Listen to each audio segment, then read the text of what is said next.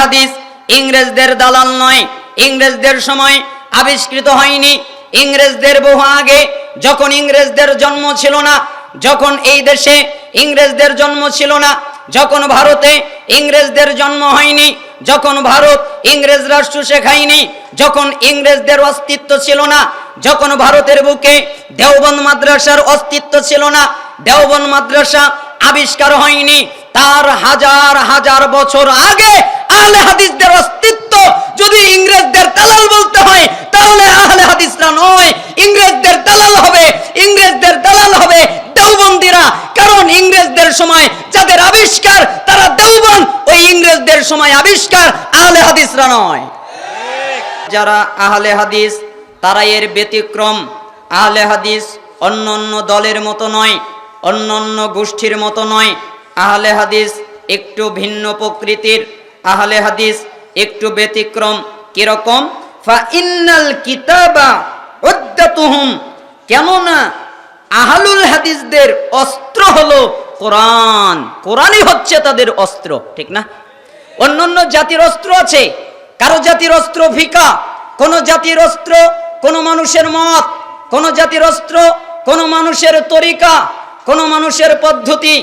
কিন্তু যারা আহলুল হাদিস এদের অস্ত্র হচ্ছে পবিত্র কোরআন, কোরআনটাই হচ্ছে এদের অস্ত্র। ওয়া সুন্নাতা হুজ্জাতুহুম, এবং হাদিস হচ্ছে তাদের মজবুত দলিল, তাদের দলিল অন্য কিছু নয়, কোরআনটা হচ্ছে তাদের অস্ত্র এবং তাদের দলিলটা হচ্ছে সেটা হলো হাদিস। ওয়ার রাসূলা ফিআতুহুম, এবং রাসূল সাল্লাল্লাহু আলাইহি ওয়াসাল্লাম তিনিই হচ্ছেন আহলুল হাদিস, তাদের আদর্শ।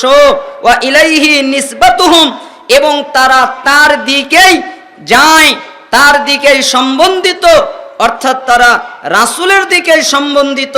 লা ইয়ারুজুনা আলাল আহওয়াই ওয়ালা ইয়ালতাফিতুনা ইলাল আরাই, শোনো, তারা মনোপ্রবৃত্তির দিকে প্রত্যাবর্তন করে না এবং কারো মতের প্রতি দৃষ্টিপাত করে না।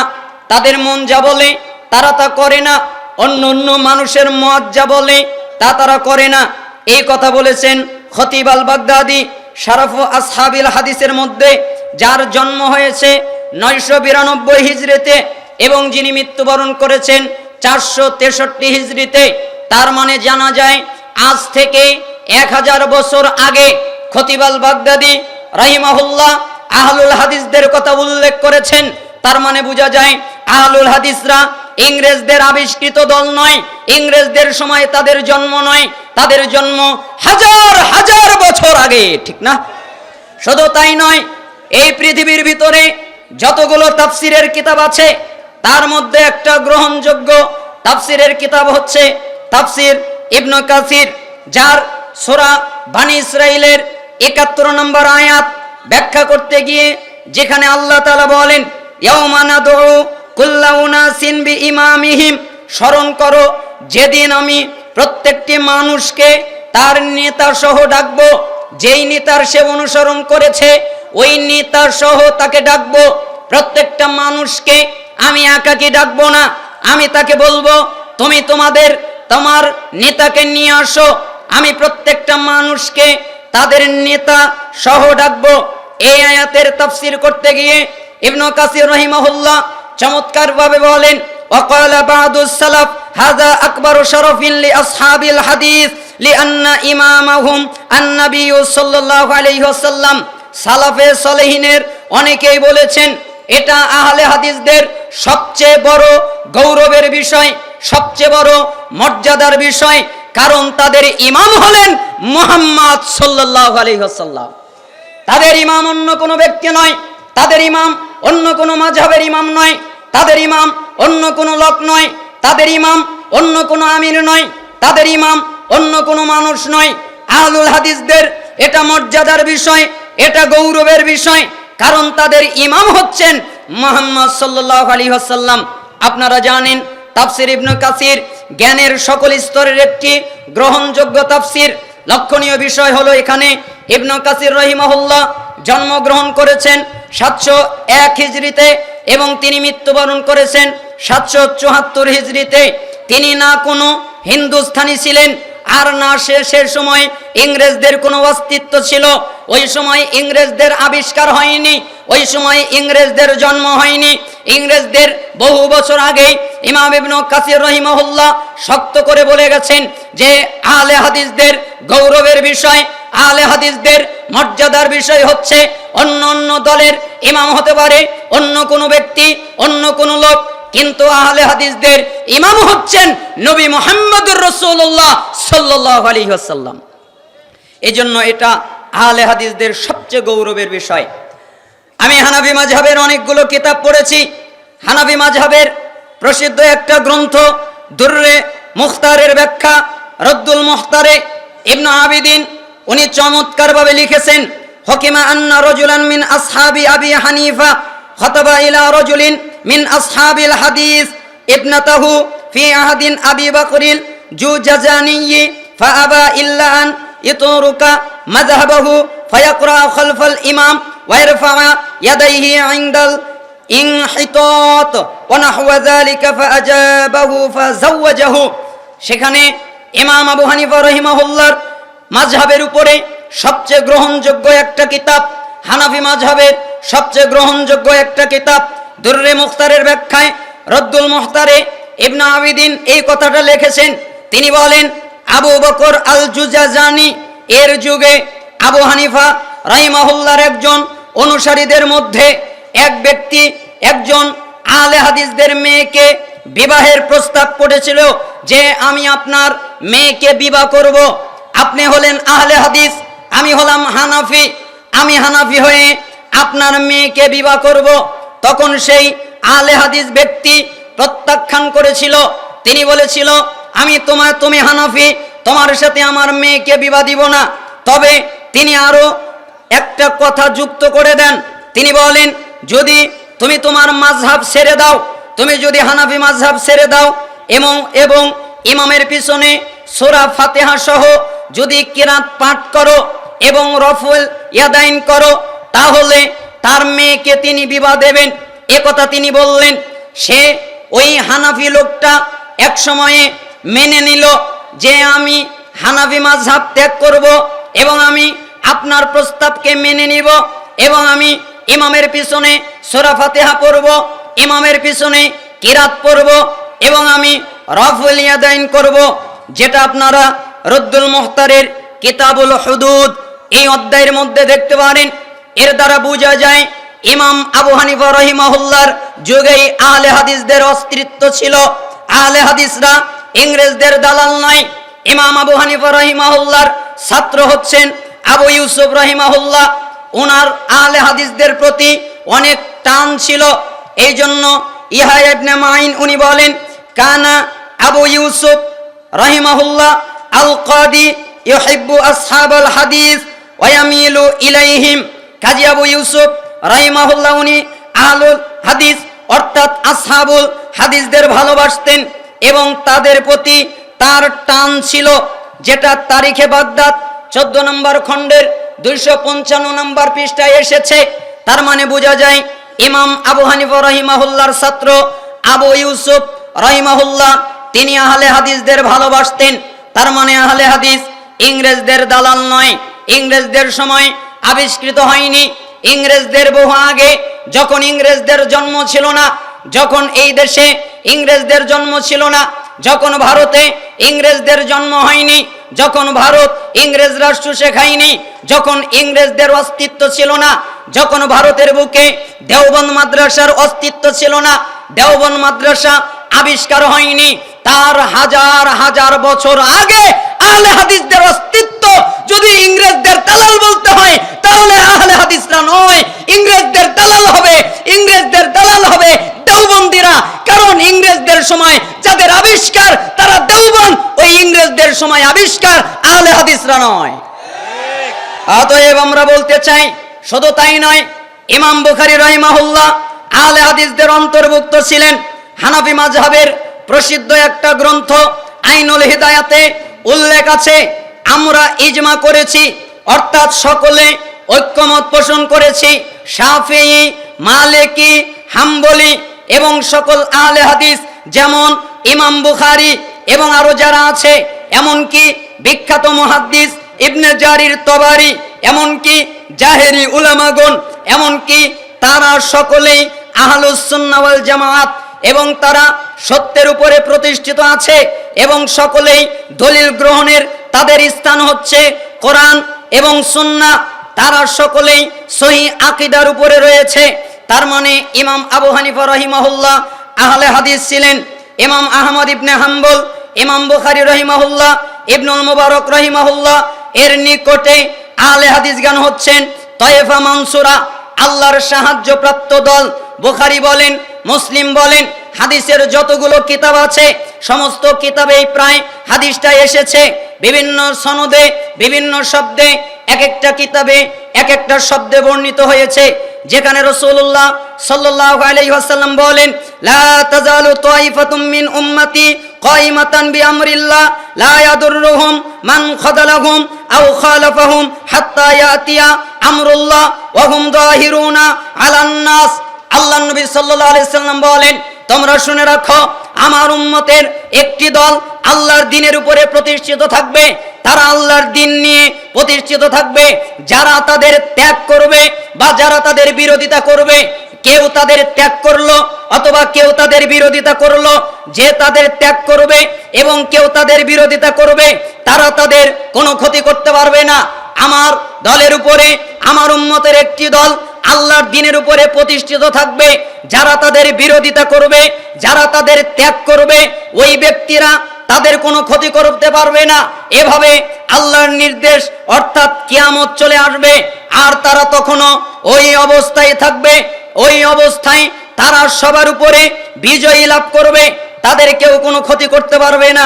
যেটা সহিহ মুসলিম 5064, মুসনাদ আহমদ 16956, সিলসিলা সহিহায়ের 1971 নম্বর হাদিস। আপনি যদি বলেন একটা দল হকের উপরে প্রতিষ্ঠিত থাকবে, এই দল কারা? আপনি যদি বলেন এই দল হানাফি, আপনি যদি বলেন এই দল শাফি, আপনি যদি বলেন এই দল মালিকি, আপনি যদি বলেন এই দল হাম্বলি, আপনি যদি বলেন এই দল জাহেরি, আপনি যদি বলেন এই দল কাদেরি, এই দল নকশবন্দি, এই দল মুজাদ্দেদি, আরো যত দল আছে এরা হচ্ছে এই দল। তাহলে আমি বলবো আপনার ব্যাখ্যা আমরা নিতে চাচ্ছি না। আমরা নিতে চাচ্ছি যারা হাদিস বোঝে, আমরা নিতে চাচ্ছি যারা হাদিস বেত্তা, আমরা নিতে চাচ্ছি যারা হাদিসের উপরে জ্ঞান রাখে, যাদের হাদিসের উপরে জ্ঞান রয়েছে, যাদের হাদিসের উপরে জ্ঞান গরিমা রয়েছে, আমরা তাদের ব্যাখ্যা নিতে চাচ্ছি। আমরা সাধারণের ব্যাখ্যা নিতে চাচ্ছি না। তাহলে আমরা দেখতে পারবো ফজল ইবনে জিয়াদ রাহিমাহুল্লাহ উনি বলেন, সামিতু আহমদ ইবনে হাম্বল ওয়া যাকারা হাদিসিন লা তাজালু তাইফাতুম মিন উম্মতি যাহিরিনা আলাল হক ক্বালা ইল্লাম ইয়াকুনু আসহাবাল হাদিস ফালা আদরি মানহুম। তিনি বলেন, ফজল বিন জিয়াদ তিনি বলেন, শোনো, আমি আহমদ ইবনে হাম্বল রাহিমাহুল্লাহকে বলতে শুনেছি, তিনি এই হাদিসটা বর্ণনা করলেন। এরপরে বললেন, আমার উম্মতের একটি দল আল্লাহর আদেশের উপরে, দ্বীনের উপরে প্রতিষ্ঠিত থাকবে। এরপরে ইমাম আহমদ বিন হাম্বল বললেন, অতঃপর তিনি বলেন, যদি এই দলটি আহলে হাদিস না হয় তাহলে আমি জানি না তারা কালা। ইমাম আহমদ বিন হাম্বল, যার 10 লক্ষ হাদিস মুখস্থ ছিলেন, পৃথিবীর বড় বিদ্বান একজন, যার এমন কোন হাদিস নেই যেই হাদিস তার প্রায় জানা ছিল না, অধিকাংশ হাদিস তার মুখস্থ ছিল।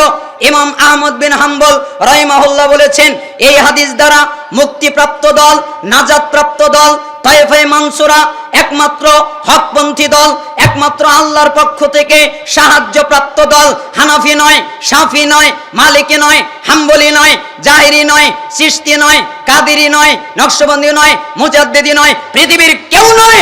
যদি কেউ থেকে থাকে তাহলে তারা হচ্ছে আহলে হাদিস। অতএব আহলে হাদিসরা সত্যের উপরে প্রতিষ্ঠিত থাকবে। এই আয়াত দ্বারা হানাফিদেরকে উল্লেখ করা হয়নি। ইমাম বুখারী রাহিমাহুল্লাহ বলেন, ইয়ানি আসহাবাল হাদিস, উল্লেখিত এই হাদিসে যেই দলটি উদ্দেশ্য করা হয়েছে তারা হলো আসহাবুল হাদিস, অর্থাৎ তারা আহলুল হাদিস।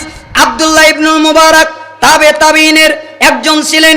তিনি উম্মতের নিকট কতটা গ্রহণযোগ্য ব্যক্তি ছিলেন তা ইমাম যাহাবির মন্তব্য দ্বারা বোঝা যায়। ইমাম যাহাবি রাহিমাহুল্লাহ তার সম্পর্কে বলেন, হাদিসুহু হুজ্জাতুন বিল ইজমাই, তার মানে এমন একজন গ্রহণযোগ্য ব্যক্তি। আব্দুল্লাহ ইবনে মুবারক এই হাদিস বর্ণনা করতে গিয়ে এবং হুজ্জত গ্রহণযোগ্য হওয়ার উপর সবাই একমত আহলে হাদিস জামাতের ব্যাপারে। তিনি বলেন, হুম ইনদি আসহাবুল হাদিস, সত্যের উপরে প্রতিষ্ঠিত সাহায্যপ্রাপ্ত জামাতটি হচ্ছে আসহাবুল হাদিস, অর্থাৎ তারা হলো আহলুল হাদিস। বিশিষ্ট মুহাদ্দিস আলী ইবনুল মাদিনী রাহিমাহুল্লাহ উনি বলেন, হুম আহলুল হাদিস, সত্যের উপরে প্রতিষ্ঠিত সাহায্যপ্রাপ্ত জামাতটি হলো আহলুল হাদিস। এমনকি ইমাম বুখারী রাহিমাহুল্লাহ আরো এ কথা বলেছেন। তার মানে এই হাদিস দ্বারা বোঝা যায় কিয়ামত পর্যন্ত একটা দল সত্যের উপরে প্রতিষ্ঠিত থাকবে। আর সমস্ত মুহাদ্দিসিনে কিরাম এর উল্লেখ করতে গিয়ে বলেছেন তারা হলো আহলে হাদিস, তারা হলো আসহাবুল হাদিস। কিন্তু আমরা বিভিন্ন দল মাযহাব ফিরকা বানিয়ে নিয়েছি, ঠিক না? এজন্য আমাদের বিষয়টা বুঝতে হবে। আর একটা সংশয় আমাদের ভেঙে দেওয়া জরুরি মনে করছি, সেটা হচ্ছে আমরা কি বলি যে আহলে হাদিস ওটা তো মুহাদ্দিস, আহলে হাদিস ইমাম বুখারী ঠিক আছে, ইমাম মুসলিম ঠিক আছে, এটা তো মুহাদ্দিস, এটা তো সাধারণ ব্যক্তি নয়। সাধারণ ব্যক্তিদেরকে তো আর আহলে হাদিস বলা হয় নাই, সাধারণ ব্যক্তি তো এর অন্তর্ভুক্ত নয়। এর জবাব দিতে গিয়ে ইমাম আহমদ বিন হাম্বল রাহিমাহুল্লাহ যার কথা বলতে গিয়ে তিনি বলেন, সাহিবুল হাদিস ইনদানা মান ইস্তামিলুল হাদিস, আমাদের নিকটে আহলে হাদিস ওই ব্যক্তি যিনি হাদিসের উপরে আমল করেন। খতিব আল জামের 186 নম্বর হাদিসে সনদ সহি বলেছেন। তিনি বলেন, ইমাম আহমদ বিন হাম্বল রাহিমাহুল্লাহ বলেন, আমাদের নিকটে আহলে হাদিস ওই ব্যক্তি যিনি হাদিসের উপরে আমল করেন। হুজুর আপনি ভালো জানেন না আহমদ ইবনে হাম্বল ভালো জানেন? আচ্ছা আপনারা কি মনে করেন আমাদের দেশের হুজুররা ভালো জানে নাকি ইমাম আহমদ বিন হাম্বল রাহিমাহুল্লাহ ভালো জানে? কেন? 10 লক্ষ হাদিসের হাফেজ আপনার কয়টা? আমি একটা কিতাব পড়ছিলাম যে ইলম অর্জন কিভাবে করতে হয়, সেখানে একজন সালাফ উল্লেখ করতে গিয়ে বলেছেন, সাধারণ আলেম যেই ব্যক্তি বলবে আমি সাধারণ আলেম, তার 1 লক্ষ হাদিস মুখস্থ থাকতে হবে, তাহলে সে জ্ঞানের কিছু জানতে পারবে। তার মানে সে সব জানতে পারবে না, তাও 1 লক্ষ। তো হুজুর আপনার ব্যাখ্যা নিব না ইমাম আহমদ বিন হাম্বল রাহিমাহুল্লাহর ব্যাখ্যা নিব? আপনি বলেন যে মুহাদ্দিসরা আহলে হাদিস, আর ইমাম আহমদ বিন হাম্বল রাহিমাহুল্লাহ উনি মুহাদ্দিস, উনি বলছেন শুধু আমরা নয়, যারা হাদিসের উপরে আমল করে ওরাও হচ্ছে আহলে হাদিস।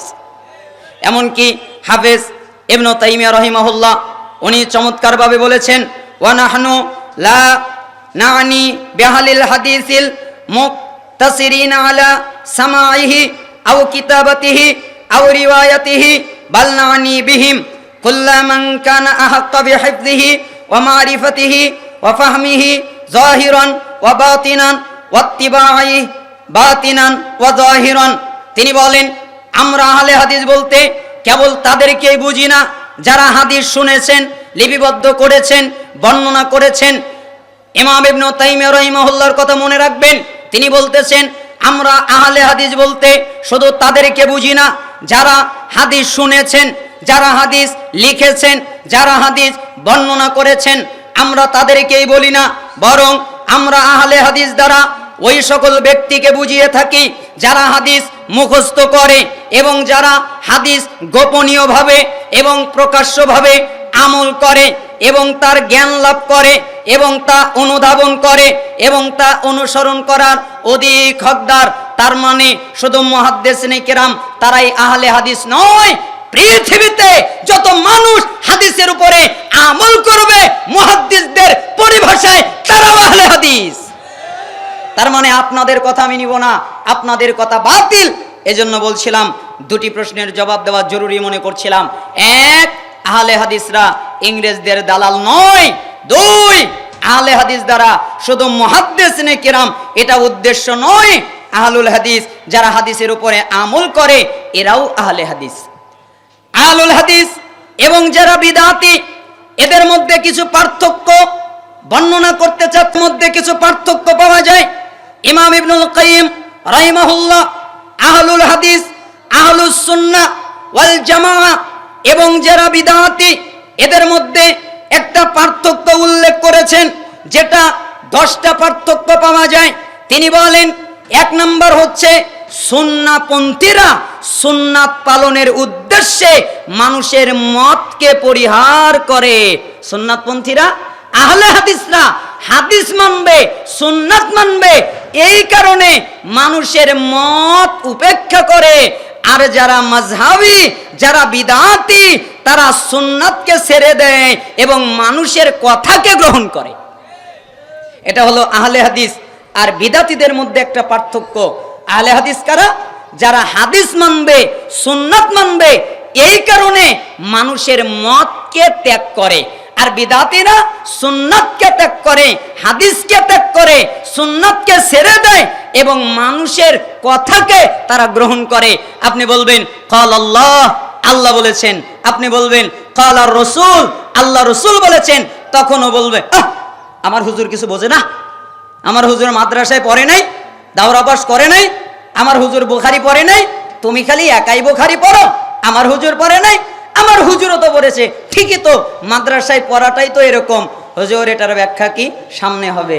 হুজুর এটার ব্যাখ্যা কি? পিছনে হয়ে গেছে। চলো চলো চলো, তো চলোর ভিতরে আপনি ভুলে গেছেন, ওটা পড়ার কথা আপনার মনে নেই, তাই আপনি হাদিস ত্যাগ করছেন। অতএব আহলুস সুন্নাহ, আহলুল হাদিস এবং বিদআতিদের মধ্যে দ্বিতীয় পার্থক্য হলো, আহলে হাদিসরা সর্বদা রাসূল সাল্লাল্লাহু আলাইহি সাল্লামের সুন্নাতকে প্রাধান্য দেয়। মানুষের কথা যদি সুন্নাতের সাথে মিলে যায় তাহলে গ্রহণ করে, আর যদি না মেলে তাহলে গ্রহণ করে না। আহলে হাদিসরা আগে রাসূল সাল্লাল্লাহু আলাইহি সাল্লামের কথাকে গ্রহণ করে। এই কথার সাথে কারো কথা যদি মিলে যায় তাহলে তার কথা মানে। রাসূল সাল্লাল্লাহু আলাইহি সাল্লামের কথার সাথে কারো কথা যদি না মেলে তাহলে তার কথা মানে না। পক্ষান্তরে যারা বিদআতি, বিদআতিরা সুন্নাত পালন করতে গিয়ে মানুষের রায়কে প্রাধান্য দেয়, তারা হাদিসকে ত্যাগ করে, মানুষের যুক্তিকে, মানুষের রায়কে তারা প্রাধান্য দেয় এবং মতটি সুন্নাতের সাথে মিলে গেলে মেনে নেয় না, আর যদি না মানে তাহলে যুক্তি দিয়ে রায়কেই প্রাধান্য দেয়। তার মানে আহলুল হাদিসরা মানুষের কথা রাসূলের সাথে মিলে গেলে মানুষের কথাকে মানে, আর বিদআতিরা মানুষের কথাকে প্রাধান্য দেয়, রাসূলের হাদিসকে ত্যাগ করে। ঠিক না? ওই যে বলবে, কি বলবে জানেন, যে আপনি মসজিদে ঢুকেছেন, আপনি মসজিদে ঢুকেছেন কেন? কেন আপনি মসজিদে ঢুকেছেন? ভালো কথা, আজকে জুমার দিন, কেউ সালাত আদায় করতে পারবেন না। আগে বসবেন, সালাতের সময় দেওয়া হবে। ঠিক না? আগে সময় দেওয়া হবে, সময় পাবে, তারপরে সালাত আদায় করবে। তার মানে সময় দেওয়া হবে, কেউ সালাত আদায় করতে পারবে না। কিছুদিন আগে এক জায়গায় আলোচনা করতে গেছিলাম, এক ভাই আমার কাছে দুঃখ প্রকাশ করলেন এবং আমাকে বললেন, ভাই আমাদের একজন লোক এই মসজিদে আমি ঢুকলাম, এরপরে সুন্নাত আদায় করলাম, তাই লোকটা খুতবার মধ্যে আমাকে গালাগালি করলো, তাই আমি সালাত ত্যাগ করে বসে পড়ে গেলাম। তখন আমার মনে হয়ে গেল রাসূল সাল্লাল্লাহু আলাইহি সাল্লামের কথা, যেটা সহিহ বুখারীর 930 নম্বর হাদিসে এসেছে।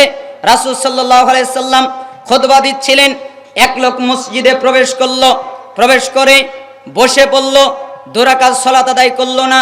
তাই রাসূল সাল্লাল্লাহু আলাইহি সাল্লাম বললেন, এই কে, তুমি কি 2 রাকাত সালাত আদায় করেছো? আসল্লাইতা, তুমি কি সালাত আদায় করেছো? ক্বালা, তখন লোকটা বলল, লা, না আমি করিনি। তখন রাসূল সাল্লাল্লাহু আলাইহি সাল্লাম বললেন, কুম, দাঁড়াও, ফাসাল্লি রাকাতাইন, 2 রাকাত সালাত আদায় করো। তখন আমি বলি, হুজুরের খুতবার দাম বেশি না রাসূলের খুতবার দাম বেশি? আরে রাসূলের খুতবার সময় সালাত আদায় চলে, কিন্তু আমাদের দেশের মুফতিদের খুতবায় সালাত চলে না। রাসূলের খুতবা তিনি বন্ধ করে সার্চ করলেন, দাঁড়াও 2 রাকাত সালাত পড়েছো? না, দাঁড়াও, আগে 2 রাকাত পড়বে তারপরে বসবে। আর আমাদের হুজুররা বলে, সালাত পড়ছো কেন? বসো, তোমাকে সময় দেওয়া হবে। তো রাসূলের খুতবার সময় সালাত চলে, কিন্তু আমাদের দেশের মুফতিদের খুতবার সময় সালাত চলে না। এই জন্য বলছিলাম, আহলে হাদিস এবং বিদাতীদের মধ্যে অনেক পার্থক্য রয়ে গেছে। আসলে আমার সময় তো স্বল্প, বিস্তারিত আলোচনা করতে না পারাই দুঃখিত। আমার সময় শেষ হয়ে গেছে, আমি পরিপূর্ণ আলোচনা করতে না পারাই দুঃখিত। আপনারা ক্ষমা সুন্দর দৃষ্টিতে দেখবেন। আমি দোয়া করি। আরেকটা জিনিস মনে রাখবেন, আপনারা সবাই কিন্তু সুন্নাপন্থী, ঠিক না? সুন্নাপন্থী না? আচ্ছা, সুবহানাকাল্লাহুম্মা বিহামদিক আশহাদু আল্লা ইলাহা ইল্লা আনতা আস্তাগফিরুকা ওয়া আতুবু ইলাইক। জানেন এই দোয়া? কিসের দোয়া? বৈঠক শেষের দোয়া। এটা তো আপনিও জানেন। আমি যখন হানাফি মাযহাবে পড়তাম, ছোটবেলায় যখন কোরআন শিখতাম, কারি বিলায়েত তার একটা কিতাব নুরানি পদ্ধতিতে কোরআন শিক্ষা, ওই কিতাবের ভিতরেও লেখা ছিল মজলিস শেষের দোয়া এটা। তা আমি মাঝে মধ্যে চিন্তা করি যে মজলিস শেষের দোয়া এটা, তাহলে মজলিস যখন শেষ হবে তখন এই দোয়াটা পাঠ হবে। 10 নম্বর বক্তাও এই দোয়া পড়ে, 11 নম্বর বক্তাও এই দোয়া পড়ে, 9 নম্বর বক্তাও এই দোয়া পড়ে, 8 নম্বর বক্তাও এই দোয়া পড়ে, 5 নম্বর বক্তাও এই দোয়া পড়ে, 3 নম্বর বক্তাও এই দোয়া পড়ে, 2 নম্বর বক্তাও এই দোয়া পড়ে। আরে এটা তো মজলিস শেষের দোয়া। তো মজলিস একবার শেষ হয় না 12 বার শেষ হয়? একবার শেষ হয় না? তাহলে এই দোয়াটা পাঠ করাটাও বিদাত।